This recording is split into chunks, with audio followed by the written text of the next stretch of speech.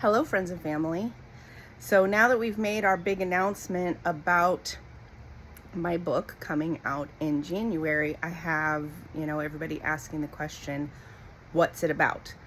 It is Christian fiction, and that's all I'm going to say at the moment. But I am planning on beginning to release some videos where I will talk about my book in different ways, share some stuff with you guys. But right now, I thought it might be kind of interesting to just start by telling you actually about my great-grandfather, because my character is named for him. To be perfectly honest, there's probably not a whole lot that my character and my great-grandfather have in common, other than perhaps stubbornness and an adventurous spirit.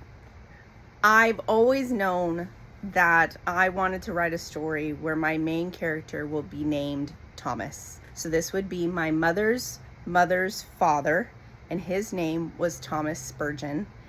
The most exciting story that I think my grandmother ever told me about him was the fact that he ran away from home more than once when he was actually 13 years old. My family is from Texas on my mother's side for several generations, including him having been born and raised there. At some point, he decided to come back to Texas. I guess there was something about it that he must have decided, even though he had ran away, that was where he wanted to settle. But Thomas is a name that runs in our family, so it was a way to connect with my family, but also a way to honor him.